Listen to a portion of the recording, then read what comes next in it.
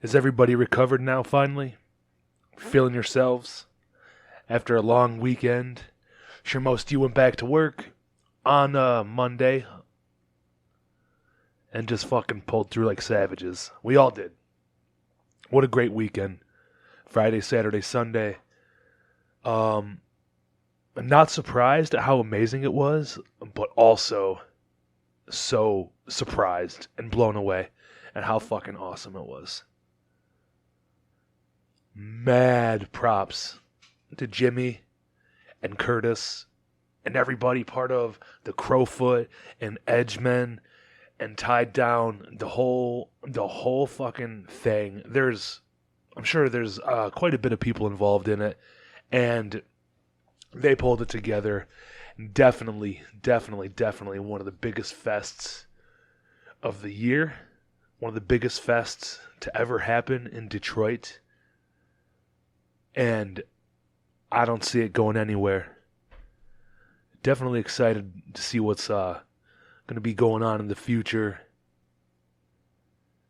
I don't know how much fucking crazier it can get, honestly. I don't know. It's a perfect venue. They had it laid out perfectly with the stage and how they moved the merch. I talked about all this on the podcast with fucking your boy Josh from Enemy of God. If you're unaware, or if this is your first time listening, they were the first band to open on the pre-show, and he's also a longtime homie. So there's nobody else better to do it with than him. He's been holding it down for so fucking long. He's got the ins and outs. He's a fucking cool guy. One of the best I know. I'm glad he took the time to come over. I don't even know what to say about it.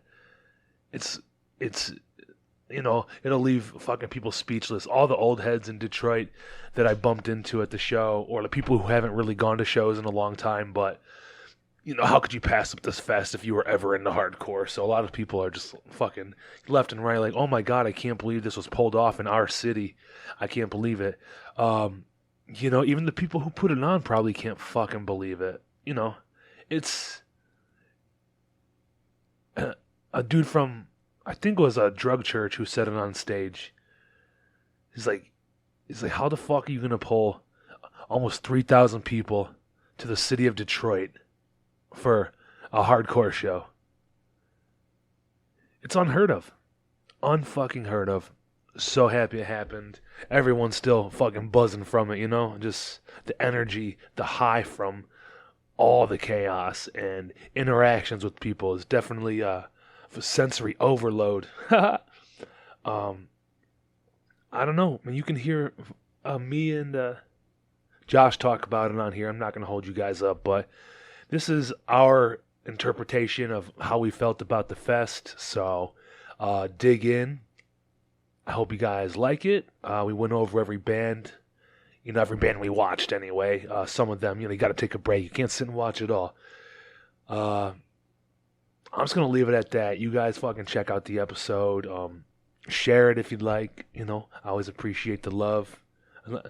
I'm so happy to see so many old faces. And, new people who I've talked to online over the past couple years coming out to the fest from all over the place. Fucking... That's mind-blowing. I'm glad it happened. You're glad it happened. Let's keep it moving. On to motherfucking cold as life in October. Let's skip the summer and just get to that. No. There's lots going on in the summertime. Look forward to all the shit going on. Just go online. I'm not gonna tell you what shows to go to. But go to shows. Support your scene. Be cool, man. And have a good day.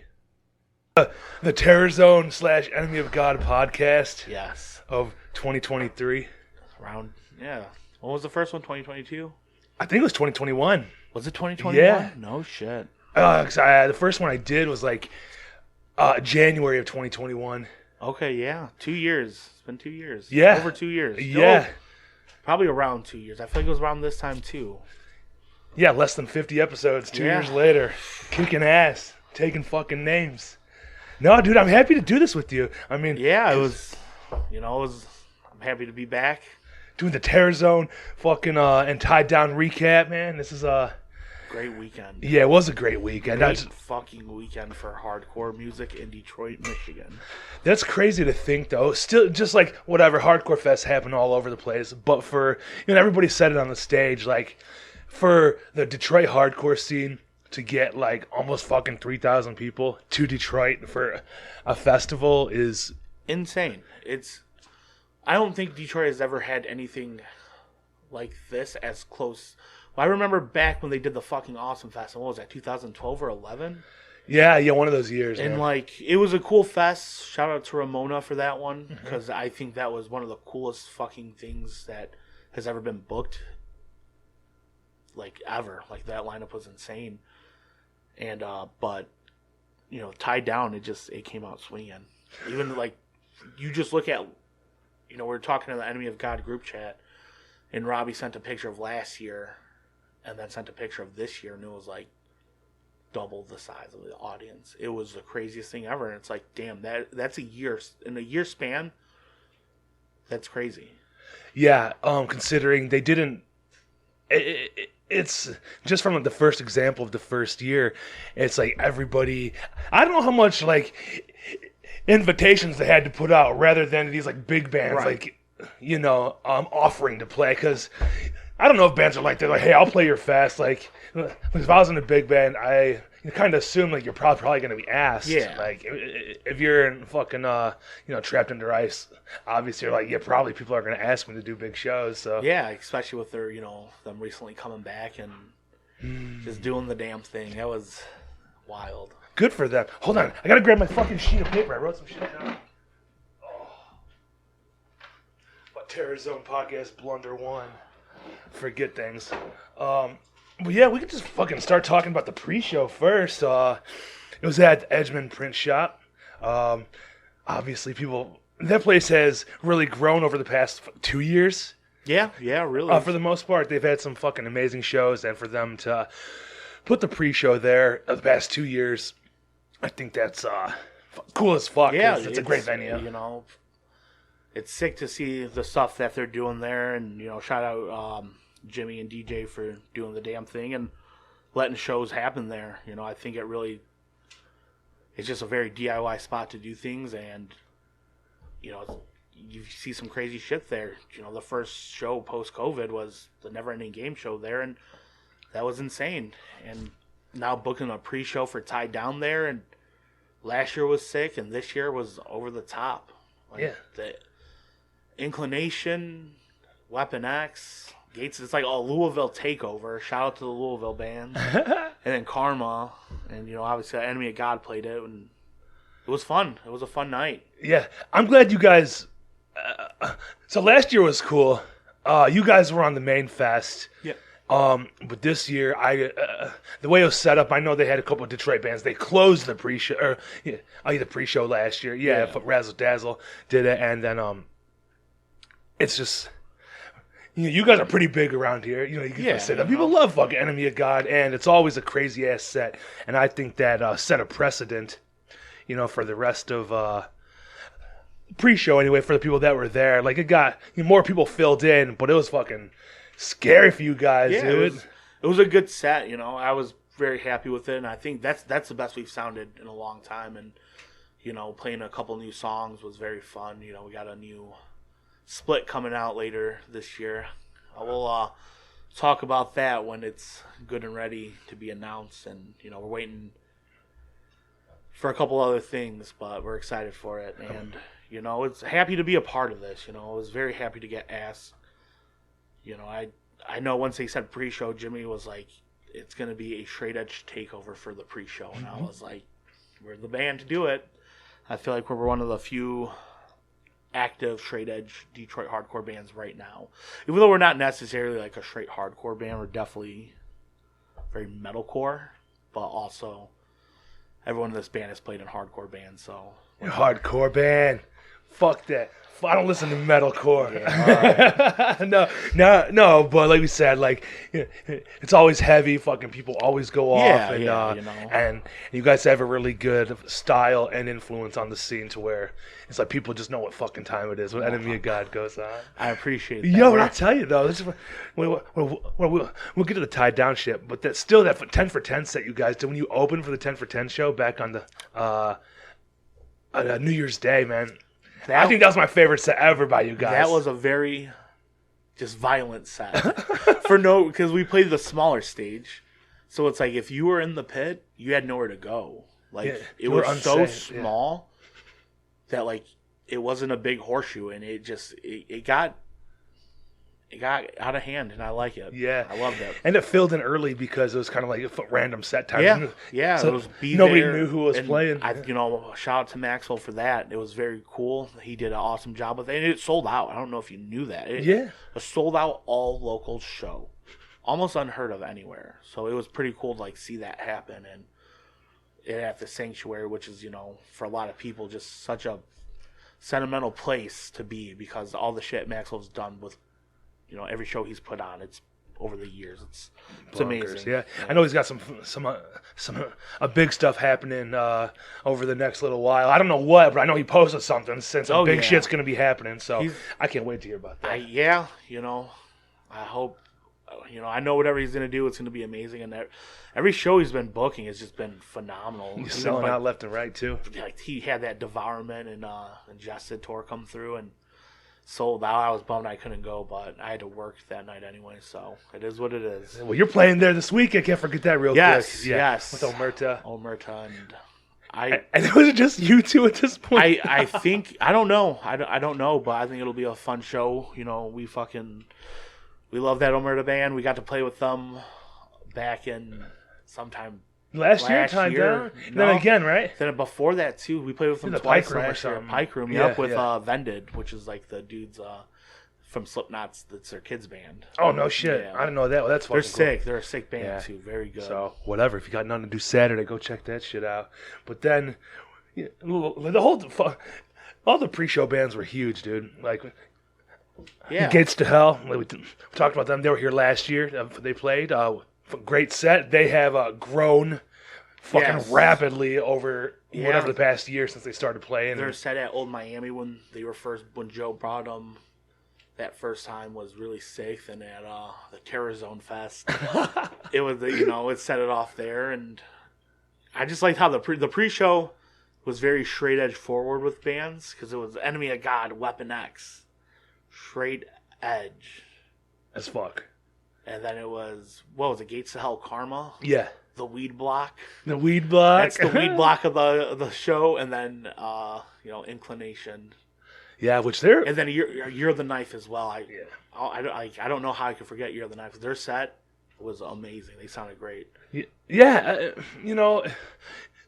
for me it took some getting used to with them when they did like the whole like singer switch thing. Because I like Tyler's vocals like a lot. But it's cool. I don't know why they did or what the fuck. It was a good move. They've gained new fans. They've kept going as a band, and they're still getting bigger. So I agree. I think no harm done with the vocalist switch. I think it was as good as Tyler was. She's great too. I think she kills it. I remember the first time I seen it was with the Acacia Shrine, and I was actually blown away about how I know a lot of people are don't think it'll be the same, but I think it's just as good, if not maybe a little better, because I think she does bring that really good stage presence to it, and it's awesome. I love it.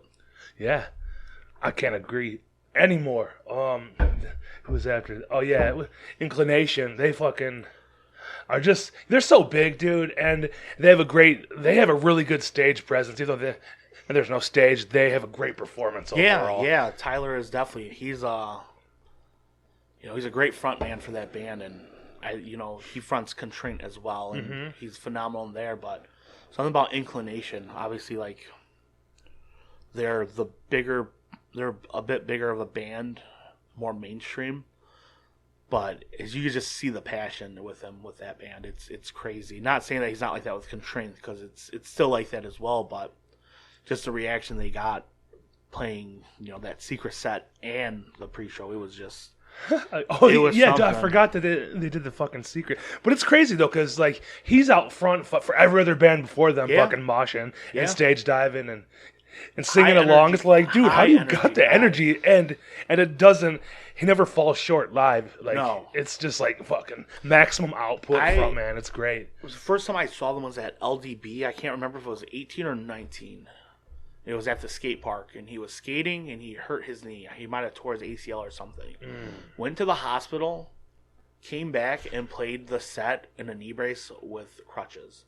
It was the wildest thing I've ever seen. I'm like, that's... Die Hard, man. Not exactly. That's so good. Injured, like when... who the fuck was it? The Foo Fighters? They came out and he just and somebody sat down in a chair and played guitar the whole time. I forgot what it was. But who did that? I think it was the Foo Fighters. I swear to God. Yeah, like 3 years ago, people were very upset. But fuck them. Anyway, do we cover everybody on the pre-show? Yeah. Yeah. We talk about Karma always coming with it though. They were just here recently. Yeah. They were who they put under the knife. Was that the last time they were here? I think so, but that was at Edgeman too, I believe. Yeah, it was at Edgeman. So, but fucking start on the main fest, just like, cause I don't know like what like you knew beforehand or like what to expect, because I had no fucking idea. I was just expecting something similar from last year. Then it's like when you walked in, like as soon as you got in there was little arrows with signs like pointing to shit. I was like, oh, that's like fucking Cedar Point. Like they're telling you where to go. It's real easy. And and the merch was in a hallway right ahead compared to where it was last year, like on the main like room area. Yeah. I like that they did do that because it obviously gave more room for how many people bought tickets. So. Yeah, it's a little breathing room though, because that fucking merch area really took up a lot of space last year. Yeah, and it was an extra. I don't know, maybe for like 200 feet by the width of the room, just like to stand if you had to, because that's kind of what it became, just a pretty good standing area. Yeah, it's not like it was packed wall to wall back there. Right. It was good though, and they had the merch all lined up. It seems like they pushed the food truck area out a little more, which was cool, which is pretty cool. Oh, just absolutely had to. Did you guys get any of the shaved ice? Yes, I did. Yeah, I love the fucking. Kona shaved ice. Is that what it is? Kona? Yeah. Am I stupid? Okay. Yeah. No, I thought I was saying. Shout out to fucking Jimmy Him and Little Caesar's truck too, dude. Hold on, we'll get there. Oh my god. But the whole fucking layout. They had a bigger stage too. It looked like. Yeah. That whole like LED back screen with that was so cool. Yeah. That was. You had the fucking projector with the band's name on it, and then. They had all the ads and shit for the upcoming shows and stuff. Yeah, so that really was maximum advertisement as well for everything going on in the area. If anybody, who's not really paying attention to the scene doesn't know, now they do. They're fucking ads everywhere. Shit, so who set it off? Moral Pollution set it off day one. And and they've been doing the thing, making their rounds, putting in work in the scene. A lot of older gentlemen coming back, doing some shit. Yeah, shout out to Jeremy Goss, Brad, doing it. It's cool to see them back on stage and doing cool things like that. Yeah, because they were in a pretty notable Detroit hardcore bands at one point. Everyone, even their bass player Joe, Dan, Dan and Goss were in Fight It Out. Joe played in True Love and Tyrant, dude. Brad was in Tyrant as well. He was very short-lived in Bitter Peace when it was a thing. But it's cool. Long-time musicians. Yeah. So it's great seeing that amount of talent come together and produce a band like that, and that's definitely cool to see them doing the stuff that they're doing. Yeah, it's a little different too. It's more fast-paced. Like it's really good shit. Very talented musicians, obviously, but there's not a lot of breakdowns in the songs, but a lot of people just like to mosh like crazy. You can fucking circle pit until there's a hole in the fucking floor for them. That's all you need. It's good shit. Yeah, I think Brian over at Detroit Head Check said it best. He'd like to see them at the Voodoo House in Detroit with a lot more of those punk forward bands. Oh yeah, where it's like it makes sense because that's just who they are. And it was cool to see a band that's just not straight mosh Sure. play where it was like, it's something different to add to the fest, but it still makes total sense. So it was cool. Yeah, their set was awesome. They sounded great. I just, expect nothing less from that. Yeah, they're all obviously well established. Yeah, doing shows, performing. So long time vets in this scene. good for them, man. Yeah. I can't wait to hear more shit. I'm sure it's fucking something's going on with them eventually. I know it. Then who was after them? Detroit's own again, motherfucking Annie Up. Annie Up. That was a good set. Yo, one of the longest standing Detroit hardcore bands today. Anyway, if any bands that are still around. Yeah. I think they've been doing this since 2006, at least. It has to be longer than that. I remember, like, in 2014, it was like I don't even know. Probably 10th year, if anything. It's either 04, 06, somewhere in there when they first started playing shows. So. Yeah, it could be almost, at least 15 or 16 years. That's sick.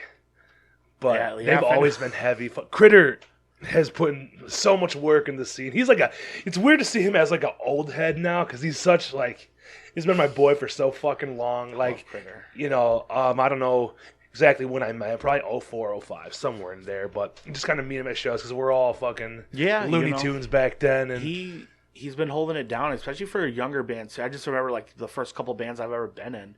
He was never shy of giving any band a shot of playing any shows that he booked, even with Motor City Fest.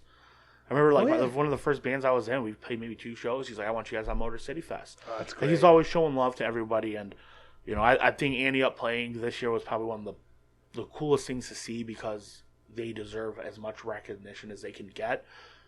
Because they're genuinely a great band. Obviously, like, Thelma played in that band with a lot of member changes, but Matt and fucking Critter been holding it down. Justin. For so long. Rich was in there for a minute. Well, for a lot of the time. He's done time in that fucking band. Yeah, dude. Twice. I mean, he played fucking drums and guitar. Yeah. So it was awesome to see the reaction they got at that set because it was cool to see it. I know fucking Critter was. I know he was happy about that. I know that's all he wanted was just a fucking hype set. Yeah, and it was, man. It was. Yeah, it was. Nothing short Detroit of it. really set it off for them. That's good, man. Did you see the jerseys they printed for that too? Yeah, dude. Yeah. If you didn't see those online, they probably have some left. Hopefully they'll throw them up. And it didn't say nothing about them being sold out. So go online. You could probably get one if I hit one of them up. Next, Hold My Own, Chicago to motherfucking New Jersey. I love that band. They are. I think they're just a great band. Solid hardcore, dude. A huge fan of Greg. I think he's a great guy, and I'm a huge. I was like one of the biggest Mongoloid fans for the longest. Still am. I still jam Troubled Waters almost every other fucking day. It seems like. Oh yeah, heavy rotation. Yes, it's definitely, and obviously. Mongoloids are a straight edge band, so I'll hold it down for that. But Hold My Own, I mean, great band with just great stage presence and just and it's cool. They're working their way up. It's not just a part time. Yeah, thing. I don't know how Onshit has all the time to be so active. He's in like 4 or 5 different bands. And he makes time to work. He goes on vacation with his family. Like he has. What other bands? MH Chaos, right? MH Chaos. Sector, yes. He does whenever Shattered Realm plays. Yep. He's in that band. Hold My Own. And, he has another one, Grounds of Execution. They're not like crazy active, but he does. I definitely liked that demo, the Grounds of Execution demo when it first dropped. Yeah, I don't know if there's anything, put out since, but I know they do shows still. Yeah. Which is super. It's cool. Shout out Hold My Own. Just was such a fucking great band, and it was a great set too. I love those guys, all of them. They're all fucking cool as shit. Then after that was Missing Link, New York's own, the scariest, one of the scariest bands. Like a lot of people were moshing hard as fuck. Yeah, that was. I think that was one of the most anticipated sets for the weekend. Yeah, I think so. I know a lot of people were, talking to them. They're like, yeah, the Missing Link set, it's gonna be nuts, and it was. Mike is just a monster of a vocalist. He's so just. His range was sick, and I was like, "Yep."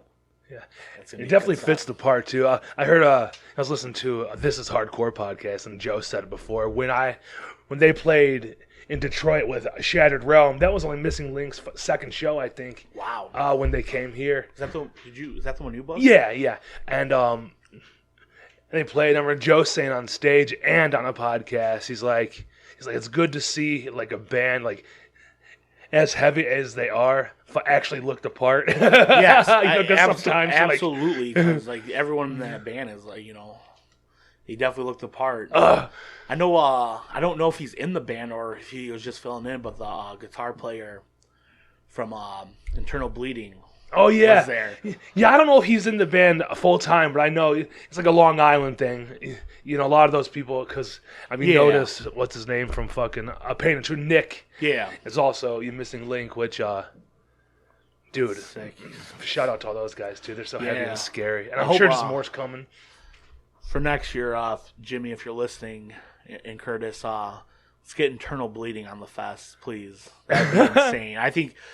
Like seeing Internal Bleeding in like a hardcore setting, and it's crazy. Like they're set at the Sanctuary. Gridiron. The Gridiron show. That was whew, that was a good one. I've heard of them over the years. I've listened to them very minimally, but once they came and played here, I was like, I've been fucking sleeping on them. Yeah. Because like I know who they are, but just not my shit most of the time. Right. And then I was like, oh my god, it's fucking. It's bonkers live here. So, but yeah, that Missing Link set, it was a good one. Yeah, and then one of our favorite locals, of course, motherfucking D Block. Pop, pop, pop. That was for me personally for day one. That was a top 3 set of the day, in my opinion. No, I agree. Like, look, I knew it was going to be cool, but it totally overshot what I thought was going to happen. Yeah, I didn't think it was... I knew it was going to be wild, but I didn't think it was going to be like that. I was like, what the fuck is happening right now? That pile up for the Fixer Oh, was insane. Oh, just fucking... It's beautiful to see. Like, it's like it'll give you, like, goosebumps. Well, me anyway. Like, when you look at it, see something so crazy like that, dude. Like, and it's like your friends. It's and cool. It's in your hometown. It's just to see all the love that was fucking given to them. Just hundreds of... Well, look like hundreds of people. Dozens of people fucking stacked on top of each other. It was crazy. It was the little Caesar suit mod. Big C's is his name now, I guess. That's what he's referred to online. Nice. The comments are perfect. That's why on the 8x6 thing. That's why the hot and ready's went up in price now. Oh yeah, $5.50, you fucks. They're gonna be $6 tomorrow. Right. I think they are. They probably are now. I stay away from hot and ready, but that little Caesar's pizza at the fest was on a different level though. Whatever way they cooked it. Shout out to Jimmy Galeros. He fucking.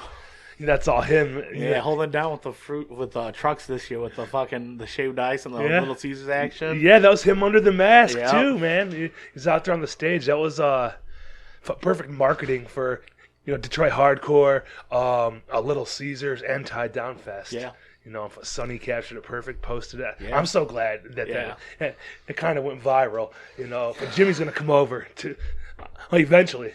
Just do a podcast. He's so funny and fun. So, I love Jimmy. But He's a good guy. But the rest of the set was crazy, and then looks like they got cut off there by their time limit. They said, "Hold on, we got 2 more songs to do." They're like, "Fuck, we're gonna hold it down." That's D-Block. That's Camden. Wouldn't do it any other way. He's like, "Keep going." I loved it.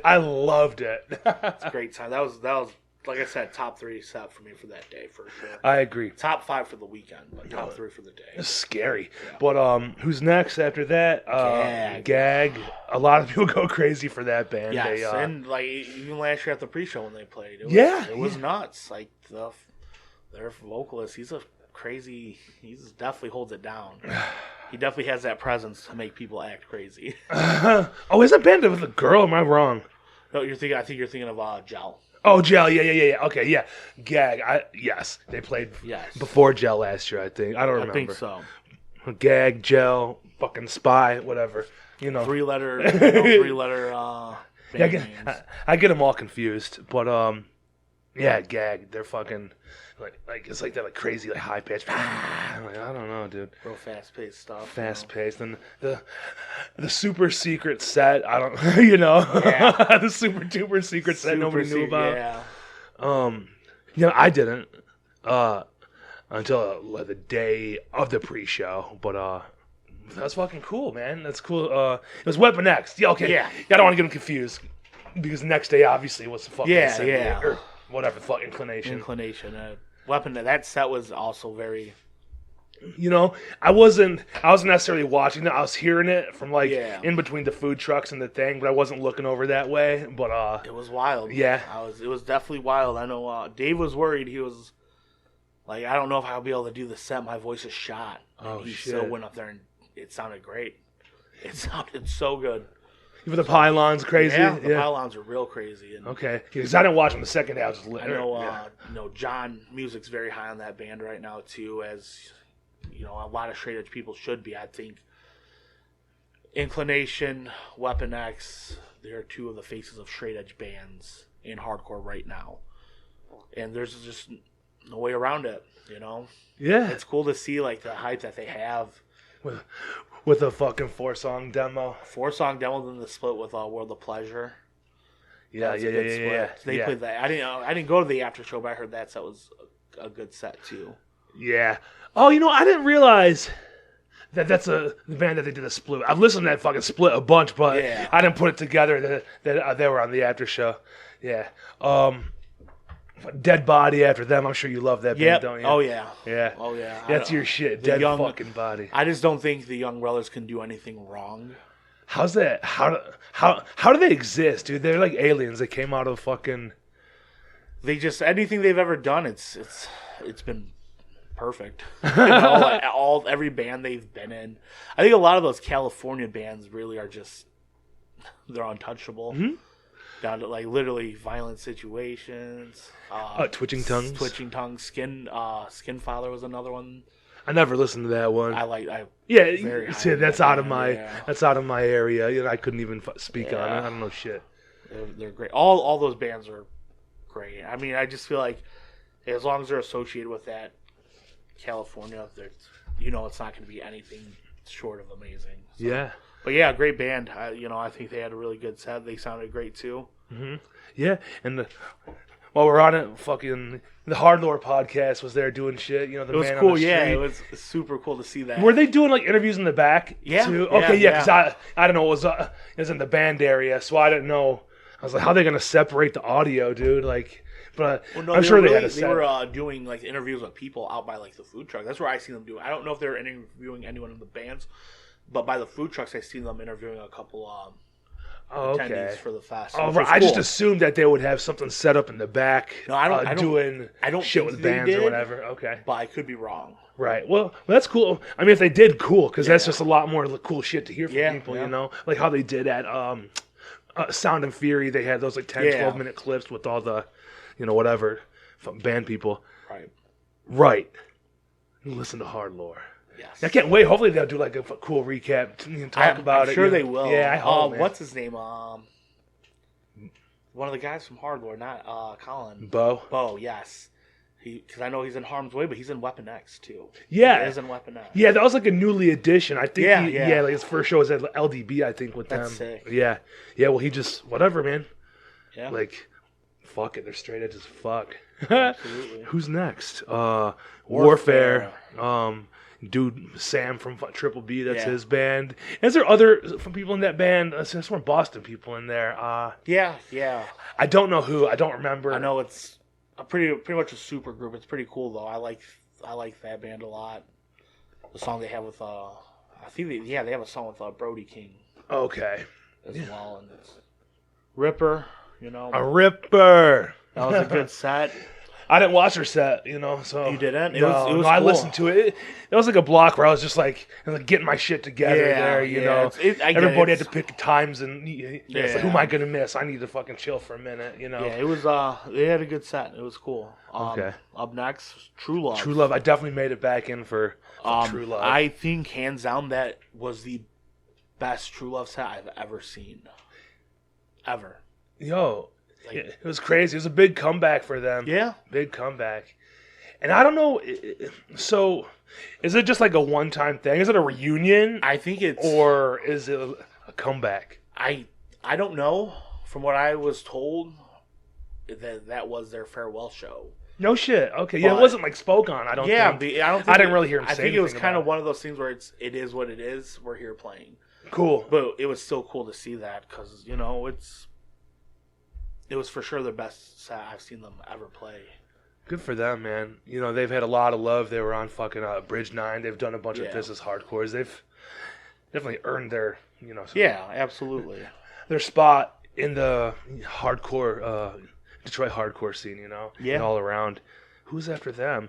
Dun dun dun dun dun dun. King 9. King 9. King 9, dude. Like, okay, for everybody knows who King 9 is, but they are so good to see live. I've seen them a few times. I've seen them at LDB a couple years ago. Then they played at the Shelter here, didn't they? Yeah, with I can't remember. I know Take Offense was on it. Maybe it was Code Orange. I believe so. Maybe I think it was, but I think the first time I saw King 9 was in Virginia. I want to say 2014 for United Blood, and that was a terrifying set. That was a good one though. Yeah. But their set at Tied Down was Exceptional. nothing short of what you would expect a King 9 set to be. Just Yeah. violent and fighting for your life. Fighting for your life. And they've definitely become like a good festival band. Yeah. They make, it's like the whole circuit. They're always on there, and their fan base either grows or the shows are growing. I don't know what's happening. Either their fan base is growing or the shows, like the fucking festivals and all these like huge events are. It's safe to say probably both because I mean it's like they go play these fests and it's you see a band like that and you see the reaction they get and it's like, oh yeah, I definitely want to listen to more of that and know what that's about. Yeah, and like the American festivals have never been so fucking big before. Yeah, until the past a few years. Yeah, This Is Hardcore's always been pretty big, but for them to be all over the place, they had Back to School Jam and whatever. The B&B Bowl's been going forever, but even that was like for doubled the bands this year than it's been in the past. Yeah, I remember those not being like It was like huge lineups, like 6 or 7 bands. Now it's Yeah. like 14 bands a day. I'm like, fuck. It's cool to see that happening too down there. So or up in New York. I've never been to a Black and Blue Bowl though. I've always wanted to go. Maybe one year Yeah, then I'll hit it. they did United Blood and shit like that. I miss United Blood. That was the first fest I ever went to. 2012, my senior year of high school. It was fucking insane with my cousin Dio. What was that, from Baltimore? Or where the fuck was it? Virginia. Yeah, Richmond, Virginia. Yeah, okay, yeah, Virginia. It's like the same place to me for some reason. I get, I Well, know it's not. I get that shit confused. I know it's Baltimore's pretty close to. I think Richmond. I don't think it's too far. Maryland, Virginia. Those, first fest I ever been to, and it was Great scenes though. yeah. On Pain of Truth, they've definitely they've been really milking it. No, I like them. Pain of Truth. A shout out to my boy Chris Fortuna from Doubt It. Got his tooth knocked clean out. during Oh their set. shit! So now it's we're referring to them as Pain of Tooth. Pain of Truth. That's Pain of Truth. Yeah, that's good. But no, I was kidding about the milk it thing. But they've been I don't know how they became so big. They've been doing. A lot of people in the band have been around for a long time. Yeah. Multiple bands before them, so it just in that type of situation, you expect them to grow fast. But they came out of the pandemic swinging. And all Yeah, that I shit. think honestly, like the pandemic was such a good thing for hardcore music because it did just pop a lot of bands off. It was like, damn, a lot of good shit was being released, and a lot of crazy shows happened. Yeah, Post, yeah.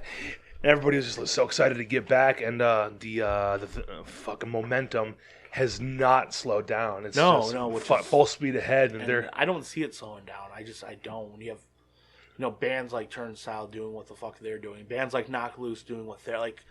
Come on, Knock Loose played it. Hate them or love them, like you can't deny how the greatness that they're bringing. Like, they played Coachella. Like, are you like what the fuck? yeah. Like, that is insane. Yeah, then you got like Turnstile right behind him though, like doing like crazy shit too. Yeah, like Little Caesars Arena. What? With Blink-182 and That's just so crazy. 5 years ago, it was We were playing Refuge Skate Shop. exactly. It's crazy to see Yeah. stuff like that. But whatever. We're talking about Pain of Truth. I can't wait to hear their new shit because they do that one new song almost every show that you see online Yeah. now. So I heard it's gonna be like 11 songs, I think. Nice. So get 11 brand new songs from them will be That'll be great. really refreshing, Yeah, and I'm yeah. sure it'll be just as good. So Yeah, absolutely.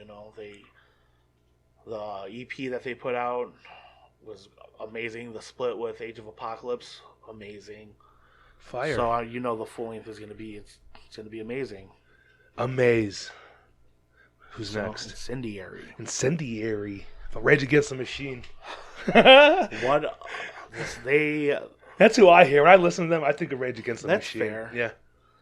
that was a good set. Honestly, that was another one where I was just like, I expect nothing less than that. I think the first time I seen them was at Refuge. I can't remember if that was 13 No or shit. 14. Yeah. I didn't know they played there before. It was probably a lot of good shows have gone through to Refuge, but I think that was probably one of the most intense. I think that was, what was that album called? Primitive Rage. I don't know if that's the name of the album. I know it's a song off there, but when that like first dropped, they tore it off that and hit Refuge, and Retribution played. But that Incendiary set was insane. It was violent. It was just another thing that just That's it was nuts, violent. man. All the hard moshers were there for that one. Was it Eric booking shows there? Was he doing it himself, or was somebody just like using his shit as a venue and just helping him out? I think kind of, yeah, it was more so that, but obviously Eric, have to approve Z, it all then, Z holds it down, and so old head. Yeah, been doing it for a long fucking Been doing time. it for a long time. He was booking Hatebreed shows back in fucking mid '90s, Yeah. at the coffee shop or whatever. I think I've heard that story. He was the one who booked them there. I think not a Gorilla surprised. Biscuits played there too, or something like that. A long I fucking wouldn't be time surprised. ago. I mean, he's so many good shows have came. So I'm pretty sure he's booked a few shows there as well. But like, he loves it. He loves he loves hardcore. He loves supporting it. So it was. I miss the Refuge shows, but I get why they don't happen. But maybe one day they'll make a comeback. Yeah, I don't know why. Like, so last show I was supposed to go to was you guys. Enemy of God was supposed to play there with Annie Up and Cold Shoulder before before the pandemic, Yep. and that was one of the last times that I was supposed to go there, and they just never came back from that. Yeah. Well, just because the pandemic, it just decided Yeah, not to. It's I think he's just like holding, yeah, whatever. which is fair, Shout out to Refuge, shout out to Z. Yeah, that's a risk fucking to take, and shit just gets crazier and crazier. Right. It seems so. So Who's next? Incendiary. Oh, we talked about that. God's hate. They, I think, put on one of the most professional sets. It feels like to me, like everything's great. All the bands are so good at performing. Yeah. But there's just something to me that's a lot bigger about God's Hate. Maybe it's just 'cause Brody's like a literal like professional actor. And his wrestling thing. Yeah. And he's just so big, and like his persona on the stage is like, god damn. And then you have Martine from Terror, Yeah. and Colin on drums, and it's just like Yeah. It's another thing where it's a super group. yeah. But it's God, they played Divine Injustice. I was so sure, I think that came almost like 10 years ago. And I'm surprised they played it, and that's like my favorite song from them. And Yeah, that's on their second time here too. yeah, the I first think so. time was in Ferndale at Loving Touch. That show was Nails that they came with. it was like it was Nail. I can't remember who else, but it was a good one. That's crazy, dude. Yeah, people go fucking bonkers for God's Hate. Yeah. Obviously, that Tie Down showed that people love God's Hate. I can't wait for Sonny's footage. He adds a different layer to. It's not just like cell phone footage on everybody. Right. the 15-second stories. It's just fun to watch on the big screen. Yeah, in it 4K and shit. almost feels like you're there. Yeah, Like you're reliving that moment. So yeah. Kick on cool. YouTube. Yep. Got to hook up my Patreon to the fucking TV. Exactly. It's gonna be good, but God's Hate once again. Hopefully they'll put out some new shit eventually. I know they did just a few years ago, but yeah. I'm sure they will. yeah, they're all busy people. So Yeah. if Martin can't find fucking 2 seconds to wipe his ass while he's on tour doing something, so that and the fucking Brody King doing the wrestling shit. Yeah.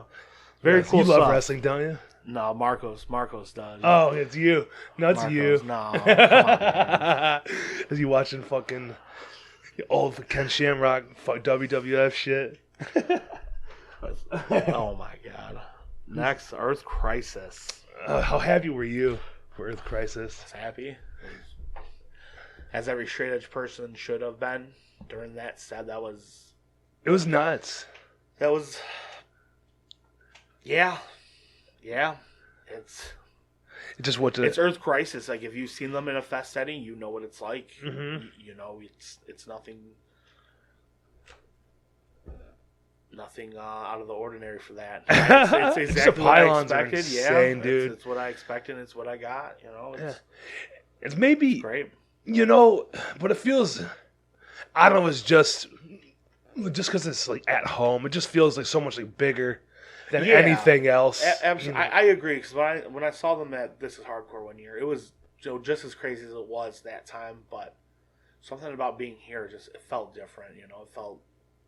Just being at home and seeing it, it's crazy. Yeah, you can go home and sleep at night and drive fucking 10 minutes down the street and you're at Tied Down Fest. So nice. Yeah. He was like 13 minutes from my house. Like, all right, I was going to hop in the car. I was there an hour early anyway, both days, but still, I was like, I'm just going to go chill there. Yeah, it's so nice being so close to home. Yeah. I love it. Yeah, it's like. Finally something for that, like a fest going on in Detroit that's holding it down. Yeah, dude. And that's like, who knows if Earth Crisis will ever come back to Detroit at this point. Yeah. It's hard to say. Who knows? It could be on next. Who the fuck knows? They could have already set something in stone, but it's just like, whoever. Last time they were here, was it 07, 08, or did they come after they did that Firestorm thing? And I think I'm not sure if they came. No, they played at that place that used to be in. That skate park. They played. It was like 2013, maybe 12. They played at that skate park out in Royal Oak. Okay, now I was thinking about that, about the Hayloft. I didn't see him that time at a skate park. Yeah. That was Mount Clemens is where that was. Where's this? What was the name of that skate park? I can't remember off the top of my head, but I remember they did play there. I think with Annie Up as well. Okay. Goddamn. Well, regardless, they've been doing it long time. For fucking forever. Yeah. 30 years at this point, right? Yeah. Was it 30 years? Probably. Was it Firestorm? Isn't that wasn't like a celebration or something? Or no? It might be. I don't know. I don't pay too much attention to them, but I do know fucking every song. I don't pay attention to what the fuck they're doing. But Detroit Legends after Negative Approach. To be honest, dude, that's the first time I've ever seen them. Really? Yeah, all the times they've played around here, whatever. Really? That's the first time. You weren't at that free van show that they put on? That was a good show. No, it was cool. For whatever reason, yeah, because Raz Dazzle and Cold World was there. Free pizza and shit. No, I don't, dude. I was fired the fuck up about it. I was so excited to go, and then I don't even know what happened that day. It just everything fell apart. Yeah, that's how it usually is. Yeah, I wasn't surprised. I don't think there's that. It's probably the most appropriate thing is to have a Negative Approach play. Yeah, 100%. Because they have that song Tied Down. Yeah, yeah. Do you hear how he said? He's like, however many. He's like 40 years ago, I wrote a song about a festival. This is called Tied Down. He's like, I'm still waiting for my fucking check. Gotta love it. It was a good set. Yeah, it's a good set. A lot of people were saying they never heard John Brandon talk so much during his set, which he only said a couple sentences, but they're he just doesn't talk. Yeah. Now that you mention it, you're probably right. I think that's the most I've seen him twice prior, and he's not really a talkative person. He just sits there and looks fucking mean as shit. Just mad at the world. He's so mean. But Gotta love it. check it out. He is the coolest fucking dude. I can't tell you how many avenues I've fucking tried to get him to do my podcast. Yeah. Yeah. I think I've tried every which way possible, and it just for dead end every time. Hopefully sooner than later it'll happen. That'd be cool. Yeah. I mean, it's like Definitely a Detroit legend. yeah. If I was doing a puzzle, like it'd be a missing piece. You know what I'm saying? Like it wouldn't be completed. So that's the way I look at it. Like I just shared a video and tag. I was like, I was so surprised he finally reposted it and said thanks for fucking sharing it. I was like, holy shit! How about a podcast? He's liked it. I was like, motherfucker, say something. Say yes or no. Just say go fuck yourself. That's all I want. I want these people to have a little respect and just say, nah, dude, I'm not interested. Right. I'm not interested. You know. But whatever. Never Ending Game is next though. Outcry. I was talking to Nick Aiella from Break the Cycle. Yeah. And just before their set, and I asked him, I was like, what song do you think that they're going to open up with? Do you think it's going to be a new one or old one?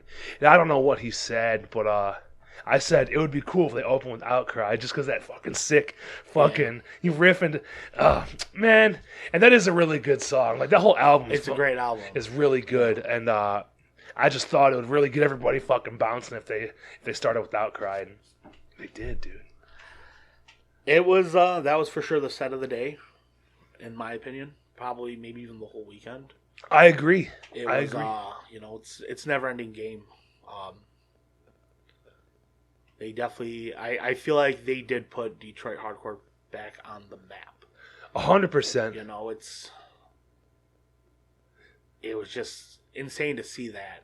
Yeah. How many people were screaming the lyrics to every single song. Yeah, it's weird when you hear the crowd over the mics. Yeah, it's wild. There was some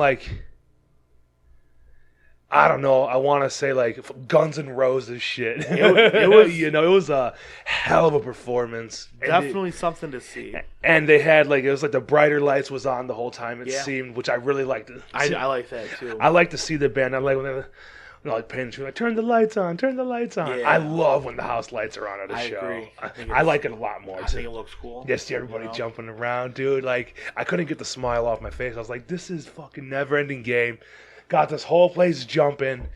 And, it's a hometown show, album release, in a sense. And just for everybody, I think that is also a big factor of why a lot of people came to Tied Down Fest. There's lots of amazing bands, obviously, right, but they are a huge name to want to come see, especially in hometown. Yeah. Yeah.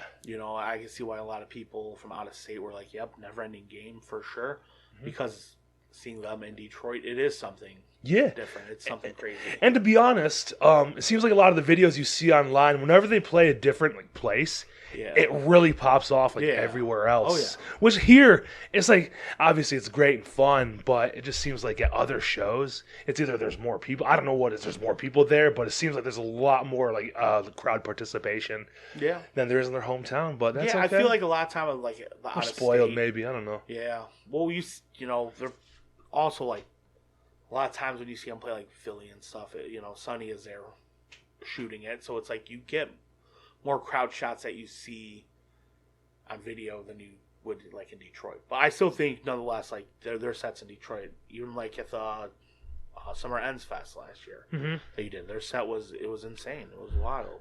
It was beautiful. It's a good way to end the summer, Yeah. That'll be a thing this year. We'll talk about that maybe later. For Gorilla Biscuits, though, I actually took off. I didn't get to see their set. I got to see them. I got to see them in 2000. I forget what year it was. I seen them in Philly. Okay. And I was talking to Mike Moynihan, and he's like, "Have you seen Gorilla Biscuits before?" I said, "Yeah."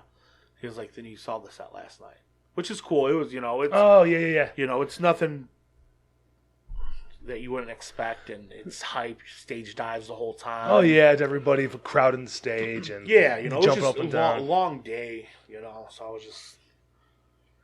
Yeah, it was, especially after fucking Never Ending Game. It was just everything was sucked out of me because the energy just the whole room was buzzing after that. I was like, how the fuck does? a Gorilla Biscuits even top what just happened. Yo, dude, I was standing like down like by like the pit for them. I wasn't mosh. I was just like singing along like a fangirl and shit. But and the last song for fucking Never Ending Game, dude, you had to fight for your life. I was up top and I was watching down because I knew it was going to be like that. I just knew it was going to be insanity. I was for probably like 5 or 6 people like deep, like away from like the speaker, staying on the right hand side of the stage, and like people were just like coming into the crowd, just full-fledged fist fighting who was ever around them. I had to grab this dude. I gave him the old fucking Bob Probert, dude. I pulled his shirt up over his head, just uppercut, because he was relentless. I just fucked him up, like boom, boom, fighting for your life. Just uppercut the fuck out of him, and then the little fucker Julian, Julian Fonseca, that motherfucker was coming around, on the crowd, and he came right for me. And I said to start like swinging back. I was like, get these fucking people off. I love Julian. He's my homie. I talked about it after, but it was like, yo, like I fucked up standing here because I wasn't like trying to mosh. I knew I was about to be leaving. I was like, I gotta fight everybody just to stay alive because I got hit in my jaw, dude. I didn't even see it coming. I'm like, who the fuck did that? I'm like, which one of y'all motherfuckers hit me? From top view, it looked fucking Warzone. I can't wait to see it. I can't wait to see the fucking, just the whole set live. Get on the Patreon, Yeah, it'll be up eventually. Then for day 2, how was it oh yeah, you said you left. I didn't know if you seen like how it was afterwards, like with the empty room. Was it just a fucking disaster probably? I'm sure it was. Yeah, but on to fucking day 2 here. So you were already inside, but it was really cool how they had it all, outside to keep the chaos from all the people showing up, because I heard it was a really long line the first day. It was wrapped around the building. So what they did, whoever was in line at the beginning, they kind of just like they checked their wristbands. Then they let probably like 100 people like inside. They kept like checking everybody's shit to where once it hit 12 o'clock, like hundreds of people just piled in right away. So that means a lot more people got to see the first band, Bitter Truth, because it was still kind of empty for Moral Pollution the first day. So they let a bunch of people in early. Then they opened like a little gate, and then they just fucking flooded in. And so a half hour later, there was fucking 500 people inside already. Yeah. So for Grand Rapids' own Bitter Truth, they set it off. Absolutely. I was surprised at that one too. Like I knew there's a lot of local people who would go crazy for them, but they outdid them, in my opinion. They outdid themselves. There a little late. I was like walking in on like their last song. Traffic was a bitch for me. But Bitter Truth, like when I think West Michigan hardcore, I do think Bitter Truth. I think they are a very hardworking band, and I think they hold it down and they rep their scene hard over there. They do. I know. It seems like West Michigan is actually like popping off with what they have going on. I know like D Block just played there and it was pretty interesting. Yeah, what was that venue that? I've never been there. I know it looks crazy. I don't know. I believe his name's Luke Dean. Books there, and that's like his spot where he's been booking, and he just wow, It was a cool place. A lot of cool bands there. And shout out to Grand Rapids Young Guns. Was it Nymph? I believe that's Nymph. Yeah. Cool band. Yeah, they are young boys, aren't they? Very, yeah. It's cool to see, the younger crowd holding it down. Yeah, they got that little demo out with a couple songs on it. It's good. It's cool. Yeah. I just checked out recently. I seen them on the flyer, and I was like, let me check this band out. Yeah, and I never listened to them before that D Block show. Shit. So good for them. And then, whatever, we got Doubt It right after them. It's a beautiful set. Yeah. I love those guys. I love them. They're good. Adrian is funny as fuck. He is. Wearing the big red boots. The big red. Are those like Mario boots? Are those? I don't know what it is. So it's a company called Mischief, I believe, that made those, and they just call them big red boots. They're obnoxious as fuck. I think they're supposed to be like the Astro Boy thing. I don't know. I don't know. I think of Mario when I see him. I don't know. Yeah. Shit, but you're Mario though, so how could that be? Shout out to Greg for that one. That was funny. That is so funny to me. That's the best. Yeah. Like, shout out to Mario, an enemy of God. That's fucking funny. Yeah, but doubt it. They Hype band. hype band. A lot of Hype band. people. More. I gotta be honest. More participation from the crowd than I thought was going to happen, which I knew would be crazy because a lot of people go nuts for them here alone. But I didn't know how like the reach really was. But obviously, It's you know it's there, you man. have Vince from the Acacia Strain saying that's like one of his favorite bands right now. It's Yeah, that's they're pretty getting cool. Some pretty big reach off that, you know. Yeah, fucking whatever. Good for them. I'm glad they're doing what they're doing. They'll be playing at that Flyover Fest in Tulsa. Yeah, Was it August? Or I don't know when it is. Maybe July, August, September. something like I know it's like later in like the next couple months. Yeah, but they'll be there. So That's always a good fest. A lot of love for Oklahoma. A lot of good people down there. So Yeah. it'll be cool. yeah, whatever. Go to that fest. After that is Cosmic Joke. Is this some sort of super group too? I'm gonna be real. I did not watch. Well, I didn't watch it either, but I think somebody from California Yeah, in a bigger band is in that band, but I don't remember. I so, know it's for sure a Cali band. Yeah, just I'd be not speaking out of exactly- turn Yeah, if I said anything. But I have listened to them online. They are a good band. yeah, they are. So, let's go to the next band. Ends of Sanity. They've really been fucking popping off lately. that They're on new, Days Records. what is it? Was it an EP they just dropped the other day? Yeah. Like days before. Yeah, I forgot what it's called, but it just a was few days very ago. Good. Very, very good band. Yeah, I think my bad. Big, good job. Very excited to see that they were playing. They're definitely one of the bands I was looking forward to see over the weekend. Yeah, I would like to see great. them and D Block do a lot of stuff together. Oh yeah, that'd be It a would make a lot of great. sense. You know? Yeah. That'd be a good weekend run somewhere. Yeah. Even a split would be cool. That'd be very cool. I would love to see that. I think Yeah. both bands make a lot of sense doing stuff together. So Where are they? Are they from North Carolina? North or something? Carolina, Okay, yeah. that's what I thought. They're. Does Camden know those guys? He used to live there for a minute, right? I'm Or is sure he he- South Carolina or something? I'm sure he does. Camden Yeah. knows everybody. Camden knows everybody. He's a fucking cool ass guy. Yeah. Who's next? Buggin Again, from always a Chicago, fun right? set. Yeah, fun set. It was cool. Yeah. They were That, cool. there's something about them, dude. Like, there's like bouncy and good Yeah. and fast. Like, it can be fast at times. It can be hard, but And it's fun to see the crowd reaction for them. yeah, it's a You good know, it's a good time. rhythmic band, if that's a word, like a party band. But Yeah. they're hard and I you agree know, with like that. it's like I get like a Razzle Dazzle vibe from them. You know, some Sure. I That's what I hear, definitely yeah. It definitely has that same like fun time party band type ordeal going for them, and it's cool. It was a great set. It was cool to see them on it. and they're like rapidly growing as well. Yeah, absolutely. So good for them. Come back. Then you got Gel, who I thought we were talking about. Gag Gel. You know, they're after you're them. skipping Raw Brigade. Oh shit. Oh, dude, how the fuck I yeah, get up you're there? like skipped. I skipped Raw Brigade. I was really excited to see them. I just seen them back in April. They came with Speed at the Sanctuary. Yeah. That was cool. I don't think you were there though. I Was you? wasn't there. Yeah, but Yeah. but just the reaction, just exactly what I expected to happen. They where else? They played Edgemont too. A couple months back. Oh yeah, Before the Speed show. So it was they're awesome. That's another band where it's just Yeah, they got. it's a fun set. You know, everyone loses it for them. How many people in that band are from like Columbia? Is that where they're from? Columbia. A couple of them are, right? I don't. I would All of? maybe. I don't I'm not know. sure where they're all from. I know like He lives in Some of them Philly are. or something now. The singer, at Yeah, least. And I don't. But they've fucking somehow they've got the traction. They're running with it, not Yeah, slowing yeah. down, yeah. and they got that good classic hardcore sound. And it's They just- do definitely like really it has good. like almost a New York. Yeah, the style doom to doom it, doom yeah. doom doom doom doom. It's very very cool. Like fast, two step, side to side, and solid shit, dude. I love it. And then Secret set. Secret set. Inclination. straight fucking edge again. Yes.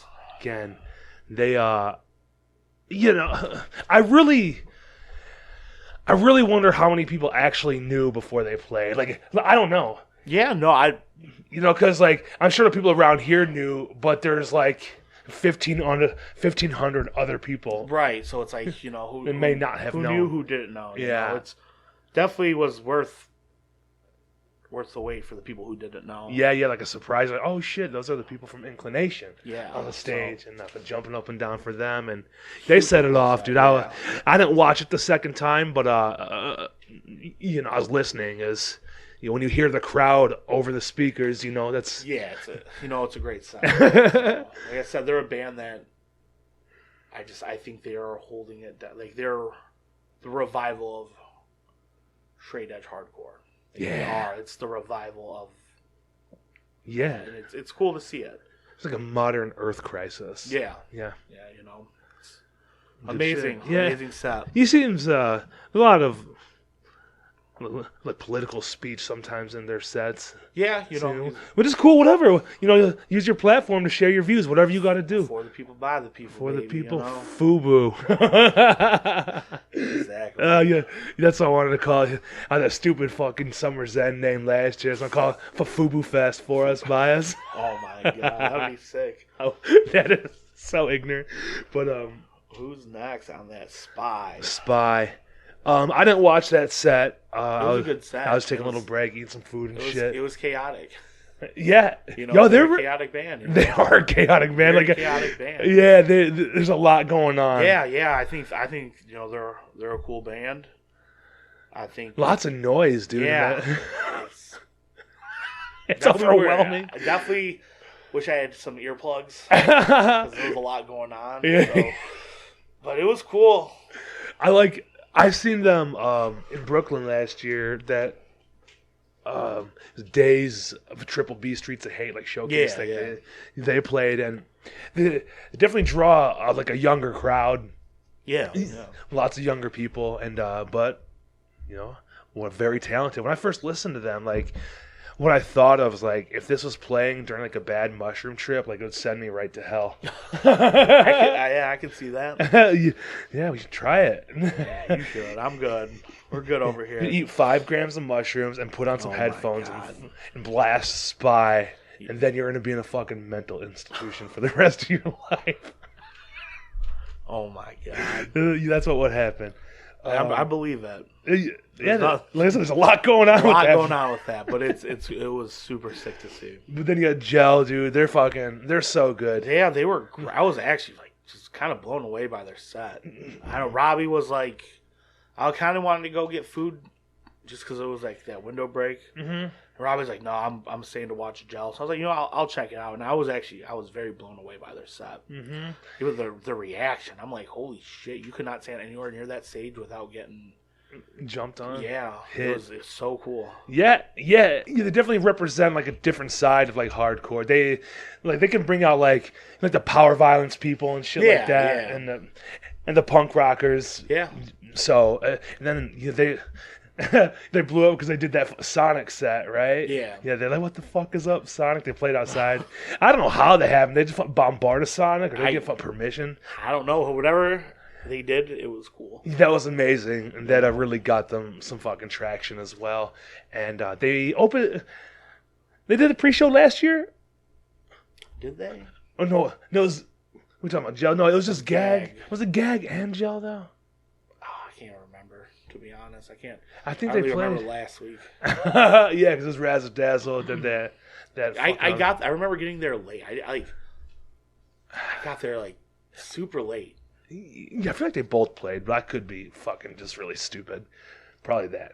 But whatever. They killed it. Yeah. They killed it, and they always do. Hopefully they'll come back again and play like a smaller room here. Would be really cool. Would be sick to see that. End It is after them. I don't know what's going on with that band. They've fucking just totally blown. They played at the first show back, Edgemen with Never Ending Game and Shackled, and they came back. They played again. They did they tied down last year. Yeah. And me and Joe were talking about it. I could see End It 20 times and not get sick of seeing them play. I think their frontman is like probably one of the best frontmans in hard. He's funny, and it works so great. It's charming. He's not shy. Yeah, no, it's really it's interactive with the crowd. It's so good. It's just like yesterday he comes out. He's like, "Oh, I want to give you guys my Sundays back." I was like, "This is sick." It was, and it set it off. Like that was like to me that was one of the top sets of yesterday. Yeah, I think so too. Because it was a slow starting morning for I think a lot of people. Yesterday just seemed so much more chill than the first day. I don't know what it was. Well, I think the first day it's just ass beater central. It kind of took it out of everybody. Yeah, it was just wow. Yeah, it was definitely lower energy, like not crowd wise, because everybody was, the bands had great reactions. Yeah, but I just think everyone as a whole, you could tell everyone seemed a lot more smoother like vibe than the day before. It seemed a little more intense. It was intense. People were excited. Crowds were still intense. Yeah, it was still. Yeah, no, I'm just saying, like when the music wasn't playing, it seemed like, all right, we're just gonna more just chill. Definitely, it was calmer than the day before. Yeah. Yeah, whatever. And I love when he starts off with a song. He sings a different song every set to start off. Every time I've seen him, anyway. I love it. And I did a podcast with him before, but so I sent him a message. I was like, I thought it'd be cool if you did like a Bob Seger song or something, or like a Motown song. Motown would have been, something. Yeah, cool. And I didn't even realize the song he was singing until like the last a couple cells. I was like, I don't know what the fuck this guy's singing until he was like almost done. I was like, oh yeah, I know that song, but I forgot. I don't even know what it is now. Like I don't remember, but I didn't figure out till I was like, oh, he's done with the song. I was like, oh yeah, I know part of this. Great, man. That was such a good set. Heavy, great sing-alongs. They're fast, and you can still fucking beat ass. That's the mosh part. Yeah. After them, Magnitude, Straight Edge. Oh yeah. The pylons are real for that set. That was Were you down there or were you up? I was still upstairs. Yeah. Because we had a really good spot at that time where I was just like, no, like I gotta see Magnitude. It was great. Yeah. It was great. It was, if you've seen they sounded good. Yeah. If you've seen a Magnitude set, you know what to expect. Yeah. Nothing but crazy, off the wall people getting hyped and singing along to every song. Woo! It was cool. Good. I remember they played here with Invoke. At the Sanctuary? Sanctuary, yeah. That was a good show. Mm-hmm. Fucking, I love Invoke, too. What is it, North Carolina? Are they North Carolina bands? I think they both are. Invoke? Oh. Pretty sure they're both North Carolina. Yeah, for some reason I thought Pennsylvania for them, but I don't know. So I just feel like North Carolina has a lot of great bands. Sure. Shakewell after that. I didn't even know what that was till I seen them on the flyer when they added Shakewell with a Zabalba and all that shit when they added a couple extra bands. I didn't even know what the fuck that was, dude. The Leg Lock King. I didn't I watched a couple songs, then I went and took a little break. The day was starting to catch up to me. So I needed to calm myself down a little bit. But it was cool, a lot of people were getting hyped for it. Yeah, to see people it's cool, moshing and shit for that. It's like cool to see a lineup like that where you throw someone like Shakewell in and it still makes sense. It's so cool. Yeah. So you try to calm it down. It's like a palate cleanser. After all the chaos, absolutely. you kind of just chill. But I'm gonna be honest, I've seen a lot of people go outside. During that they're like, all right, I can miss this and just go eat or whatever. But a lot of people were there in front and shit. Still, I've seen so he did his thing, or they. I don't even know what the fuck it is. But did you watch it? Well, I'm sure you did. You watched fucking Drug Church. Yes. Yeah, I watched from the side, man. I was like, people love that band. It was insane, and we can go back in history a little bit. I might be right or wrong, but Drug Church is one of the first shows that were actually at Edgeman, if I'm not mistaken, right? One of the first few. It might have been even before the pandemic. It might have been the very first show. Yeah, that's what at the shop. It very well. I could be wrong. Someone who works at Edgeman, correct me if I'm wrong, but I'm pretty sure it was, and it was like a last minute show. Yeah, because with the venue, something happened with the venue, and they needed somewhere to play. And I think that show did very, very well too. I didn't know what to expect. I know the song Weed Pen is just like that. The bop for them. Yeah. You talk to Tristan Riley. I know that's his favorite song by them, and when they played that, it just erupted. It was like I'm saying a newfound glory show. It's like It was crazy. I don't know how to put it in stage words. dives. Yeah. A lot of people, like the whole crowd was singing like every song. It was cool to see.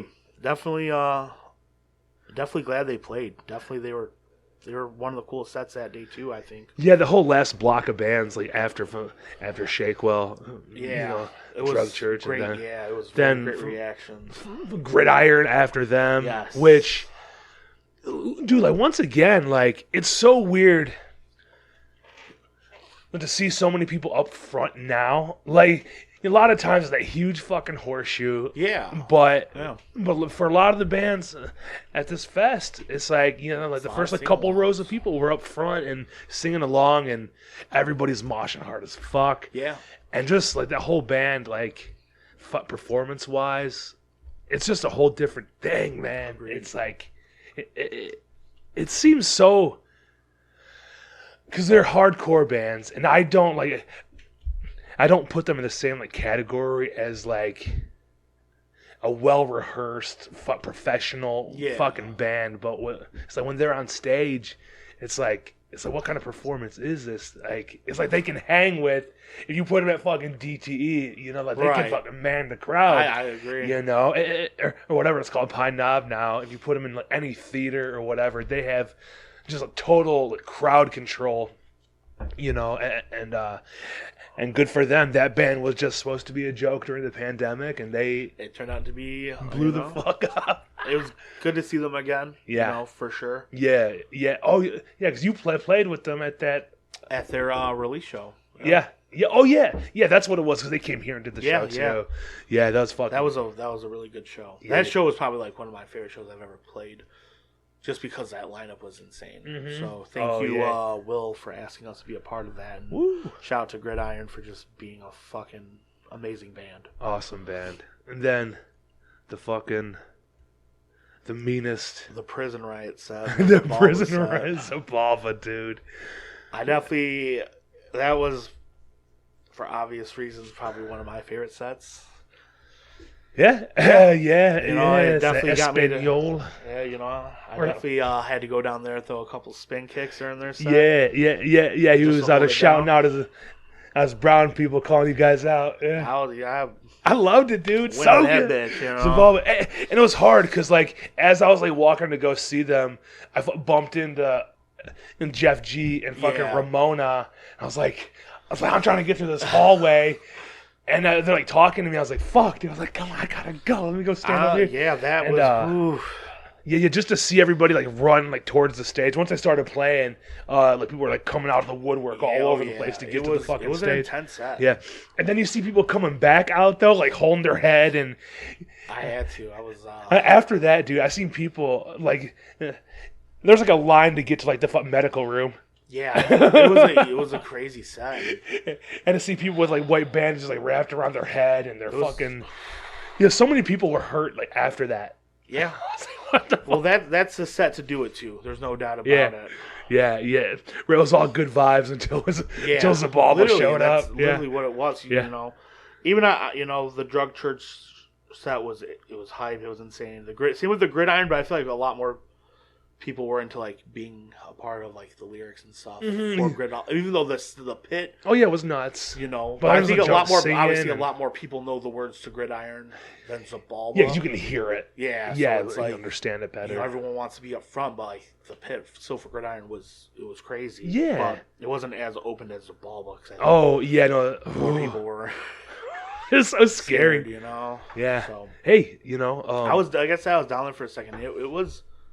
It was intense. Yeah, I'm glad that was an addition. Later on, it was a surprise. It was a bummer. Harm's Way dropped because I always love seeing Harm's Way, but I love seeing Zabalva. Yes. There were another band I saw at Refuge. Oh shit! I didn't know they played there before. Refuge with Take Offense and Soul Search. Fuck, dude. 2012. That was a week before United Blood, and it was insane. especially in a tiny ass little fucking Refuge, yeah. Your refuge, man. It was honestly, I don't remember it being super packed out either. No. I don't think it was which nowadays like that it's unheard of. Right, But, right. like, back in like that, they're like, gonna sell it out. Yeah, but it was good to see them again after so long to be back in Detroit. Mm-hmm. So I was beyond happy to see that set. Yeah. Fuck it. It's a little ugly main drop. He had Yep. some personal issues. If I heard fucking whatever happened to him. Man. Yeah. Good luck to him and his shit. Dude. I would have loved to see him play because I think that would have been a cool set to see. Like I said, it's a palate cleanser, but still makes sense. Mm-hmm. So hopefully he makes it back down to Detroit eventually. Because what did he play? He was on that No Warning show at the L Club. Yeah. With Never Ending Game and stuff. Jesus and Arrowhead. Christ. It was a really mixed bill lineup, but it was cool. So hopefully, he makes it to Detroit again eventually. Yeah. Then fucking Drain. Of course, there's no surprises with Drain anymore. No, they've reached a maximum, which is awesome. Maximum output. Like their shows, like I don't think they can get crazier. No. It's. I remember the first time I think it was the first time they played Detroit. I'm pretty sure it was. They were on tour with Rhythm of Fear from Florida. Mm-hmm. And they just dropped the 3-song demo for California Cursed. And Joe Plonky showed me it. And he's like, oh yeah, they're playing in Detroit like next week at the Sanctuary. There was maybe 6 to 10 people who paid. Holy shit. And like I think they only played 4 songs. Wow. And it was that like little demo, and like that's all. Because at the time it was like Hush that I was really in for full time. We were, that's all we were listening to. Mm-hmm. So it was just like me and Joe up front for every song singing it, and now they're one of the biggest bands doing it. It's crazy. They're Epitaph Records and it's so music cool. videos and crazy shit. Well, anybody can do music video. I'm just saying, like an Epitaph fucking. That shit's crazy, dude. Yeah, it's Sammy. He's such a nice guy. He's a nice person. He's so genuine. Yeah, and does it for the love, man. It's crazy. Like even if there was nothing in it for him, he'd still be doing it. Yeah, absolutely. Anything. Absolutely. It's anything he touches is fucking gold. He turns to gold. Yeah. So he can do no wrong. He's a fucking serve your sweetheart. Another one, but he's played in some of the meanest. Like, dude, he's he drummed in Gulch. He drummed in Hands of God. Yeah. So, he's a talented dude. He's so very good. Talented. I love it. Especially that like Edgeman video, dude. Like, I don't you just see it in him. Like he would rather be doing nothing else. Yeah. Except jumping around with the crowd and Absolutely. Being positive, and fun. Very active with the crowd and like. I love it. It's so grateful, dude. Yeah, he's so grateful. Yeah, like it's just overall just a genuine person who does it deserves the most out of what he does. Yeah, so good for them. They will go on and do more great things, I'm absolutely. sure. Then the motherfucking most anticipated comeback shit, that's been going around lately is T.U.I. Dun dun dun. Till I die. That was. Are you like a crazy T.U.I. guy? Oh yeah. Yeah. Okay. Oh, absolutely. Yeah. Yeah. Because like, and I've said it before. Like it took me. They started 2007, 2008, something like that. It took me so long. Like, I didn't like them in the beginning. I don't know why, dude. I like just something about them. Like, some people, I am definitely the minority in that. Like, but it took me years. Like, I had to force myself to like them. I don't know. Which I still work on it. The demo was insane. What? Call me an asshole. I don't know what it is. Stay cold, insane. A lot of people call me stupid. Like you're an asshole. Don't talk to me. That was, I think, one of the bands that really, for me, like showed me how cool hardcore can be. Yeah. Okay. Like even seeing, they definitely really blew up. They brought a lot of people into the scene. Yeah. I've seen them quite a few times prior, so it was. Yeah, it's just crazy. It's like, because Ramona from Detroit, she does all the Black Irish shit. Like she was like their first like agent. She got them. She got them places, dude. It was honestly. They did it with their music, obviously. Yeah, but the first time I seen them was at the Magic Stick. Yeah, it was, the 10 for 10. No, their flight got delayed in Detroit, and it was 4 Year Strong, Strike Anywhere, and Title Fight playing a show at the Magic Stick that night. Oh, wow. So I was like, obviously I was going to go to it, and their flight got delayed, and then it ended up being a split set with Trapped Under Ice and Bad Seed got added. Shit. I don't remember that show for whatever reason. I just remember people screaming during both of those sets because it was intense, It was a crazy split set.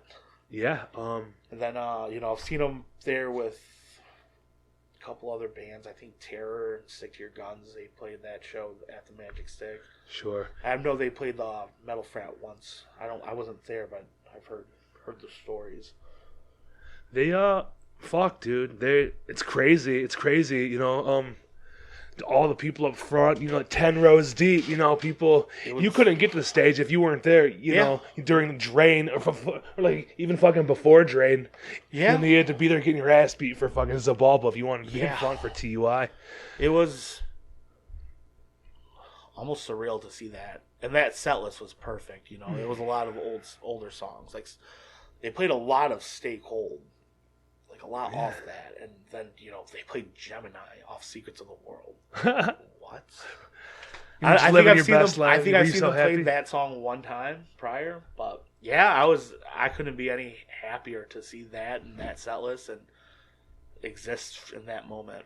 It was perfect. Were you down on the stage or were you up top? Up top, just fucking. Yeah. Had to just experience. Just for jerking off. No, it was just wow to be there. If you missed out on that set, that's unfortunate. Well, dude, like it's crazy still just to see the lineup and the whole build up and the hype to the whole fucking fest was it was a crazy to see it grow exponentially from last year, which I don't think.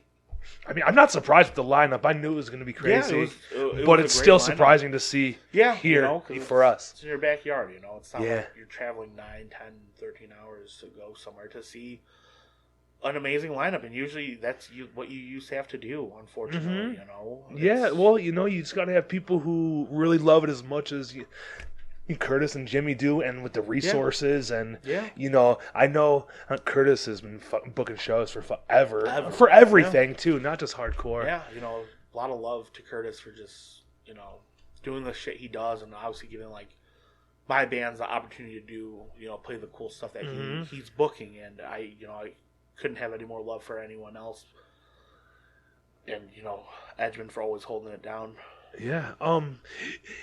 Is there anything that it's like fest wise, any is there anything that they could have done different in your opinion, or do you think they learned a lot of lessons from the first year compared to the second year? Absolutely. I think they took the one thing I could say, I get it, like the getting in, you can't really help it if 1,000 people show up to get in at the same time. So like. Exactly. Maybe start doors a little earlier, I guess. But what time do they start doors? 11? 12. 12, yeah. Maybe start doors a little early, like 11:30. Yeah. Maybe that's it. That's the only thing. Well, they did tweak something, though, like I said, from the first day to the second day. They did a lot of ID. They did ticket scanning and shit like that. They had everybody wristband up. Well, whatever, as much as they do, like 15, 20 minutes before doors. And so you had like your wristband if you were drinking, and then your 1 day pass or your weekend pass, and they did as much as they could. I think maybe like 15 minutes before open doors, but there was a lot of people that already had the wristband from the first day that they're like, all right, just pile in that front area until noon. So they had 150 people in before noon even. Good, even happened. It only took like 1 year and observing other fests to where they could actually kind of tweak whatever they had to. And fuck, dude, like what are you gonna do about like food trucks? There's not much room to add 1, 2, 3 more because there'll be no more standing room. But like you expect any festival, like sometimes to wait for food. Whatever. The only thing the barbecue place like sold out kind of early, but that's a good thing. They sold the fuck out. They didn't the second day though. I don't think, unless it was a little. No, they did. Well, I think it was a little later on. It was a little later, but they okay. did because I was gonna try to get some. And I saw the dude who runs it. Yeah, He's it was so always sold good. out, man. That food was fucking good. Yeah. I got brisket macaroni. Dude. I got the 2 days in a row the brisket sandwich with potato salad in. Oh shit! Yeah, their potato salad. I swear to God, I'll put on for the potato salad. What's it called? Full Rack? Is that the place? Yeah. And they actually have a restaurant now, yeah, too, I heard. Yeah, I don't know where it is. I know it's out by you guys. No, out by the shop. Yeah. It's out okay, by okay. Edgemond. It's out that way. Good. It's fucking delicious food. Yeah, it's so good. I'd like to see the full menu. I'll have to go out. Maybe next Edgemond show, I'll try to go out there beforehand and fucking hit the restaurant. Yeah, it's brick and mortar. You can go there. Right. Eat. Fuck yeah. Go hit Yo. Yeah. But that Little Coming Caesars up. truck was delicious. Yeah. So it was cool. What's coming? There's something else at Edgemond coming up. Oh, Mind Force show. Mind Force, yep. Mind Force. I think before that. Apocalypse and Under the Knife. Bitter Truth. Good line. Yeah. I think just a week or two before that, though, Fool's Game, Hold My Own, Out of Pocket, and Big Deal's going to be there. I seen it on the... No shit. I didn't see that. I seen it on the thing, the projector. That'll be a good show. I think it's like fucking July 2nd. That'll be cool. I'll definitely be at that one. Yeah. It's and then you got that big fucking show coming up in, was it August? Oh. Wading Through? Yeah, that's at the Pike Room. Or no, it's at the big, the ball. Yeah, the Crowfoot Ballroom, whatever the fuck. Yeah. Let It Die. Yeah, Let It Die. Yeah, there'll be another last show for them. Yeah. Another, another reunion. I guess we didn't. Great. Keep them. Just fucking come back. Stop I agree. Jeff, Yeah, Chris, just bring it back full time. Just do it. We support you. Everybody will support it. Yeah. Fuck your jobs. No, you don't need money. Play small hardcore shows. I can't wait to see that set again. But that show's gonna be another good one. Shout out to Curtis for that one. I'm not even gonna be here. That's unfortunate. It is unfortunate, dude. You don't understand how sad I am. Dude, that lineup. You probably do understand, but that lineup is insane. I'm gonna be up in Harrisville, Michigan, on Lake Michigan, chilling hard. So it'll be nice. I'm going up there for like fucking 6 days. It's gonna be great. You'll be there in spirit. Yeah. Just because like I said it before, Bleeding Through is one of the first the hardcore metalcore shows I've ever been to. Because I've seen. Whatever, I was going to punk shows and shit, but because I wanted to see, somehow I transitioned. There was I went from emo core to then I heard Killswitch Engage, and then Himsa. You heard that band Himsa? Yeah, I was in them, and was when Crime and Stereo played that one, or Death by Stereo. One of them was at that same, and I was excited for them. And then Bleeding Through, for Dire Life's Sake played, I think, as well. Man. So then Let It Die, I think, opened. That was their second show. Yeah, and I didn't really know about, the hardcore mosh and shit like that, how crazy it could actually get. And it was in the Shelter. So, and at the time, I think it was a different capacity at one point. It was maybe like 450. Then then because of that show, I think they lowered it to 300 or something like that. Can't blame them. Because it was so, I think the fire marshal came to that show. Oh, no shit. Yeah, because it was so... Good God. But there were so many people there. They're like, whatever. I don't think they didn't shut it down, but it was we got to reduce the capacity here. Makes sense. Makes sense. It was scary. You're just packed in. You couldn't move during Bleeding Through. But dude, that's a fucking good one. Yeah, that's gonna be a fun one. And once again, just a shout out to fucking Jimmy and Curtis for. Continuing to grow things and do big things here in Detroit. From what I hear, next year is gonna overdo this year. So I'm excited to see what they have to bring. What the fuck, dude? I don't know what bigger bands could be added these days to make that any better. I mean, I'm sure it could be crazy. We'll see fucking next year. But yo, Tie Down's over with. Cold as Life next. Yes, that'll be another tie down show of the year, but Cold as Life will also be that. Yeah, dude. Especially, a lot of people. There's rumors around on surprises that are gonna happen. Yeah. That haven't been announced yet. So, dude, I can't wait to find out what the fuck they're doing, dude. It's gonna be so good, so much fun. Cold as Life, after all the trial and tribulations and drama and fucking. A membership or our band member changes. It's just so much has happened, so much fucking chaos, and It's gonna be great. Yeah, yeah, it's well deserved. Whoever's in the band, they deserve to do this right. Who knows, one more time, or it could be. He says return, but I don't know what's going on. It says return to Coldest Life, or is a reunion of Coldest Life. We'll see. Hopefully, there's more. Yeah, more to come. After yeah, that. yeah. And I think there will be. It's just how it is. Just like one day at a time. One day at a time, and a lot of these bands they say it's a one-time thing, but it turns out to be more. That's just what happened with Prayer for Cleansing and Undying. Yeah, they're on. They're playing This Is Hardcore, or Furnace Fest. So it's hopefully it's not just a reunion. It is going to be a full force. Hopefully, new music. Oh, dude! As well, excited to see what the possibilities are with that. Yeah, it was weird, unexpected to see. There's a picture floating around on Instagram with Jeff and Mike Cools, took a picture together, and I was like, holy shit, that's wild to see, because I don't know any personal shit, but everybody knows that it was a weird situation for a while. Right. So I was like, whatever is obviously fucking squashed, it looks like, which is cool, whatever. Everybody fucking grows. So good for that whole situation there.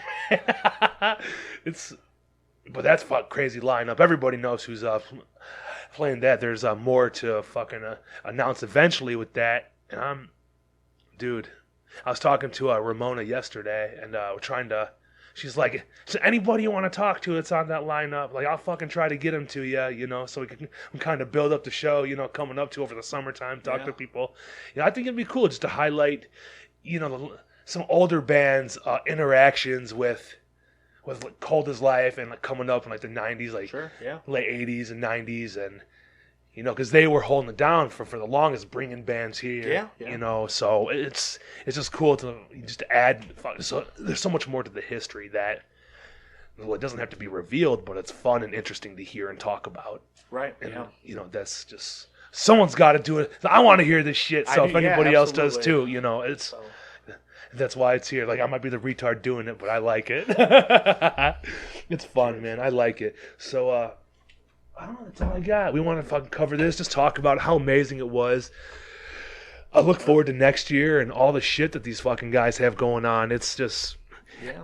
I don't see it going anywhere. I don't... like I said, Curtis already told me they already plan on outdoing this year what next year is, and I'm like... It's going to be hard to do, but I can't wait to see what you guys... Yeah, it's going to be great. Curtis knows what he's doing. Jimmy knows what they're doing. And they know what they're capable of doing and what they're going to bring, so shout out to them. Yeah, obviously the resources are there, so they'll fucking take it and just run with it and fucking blow it the fuck up. Yeah. That's it, man. Tied down on a fucking leash.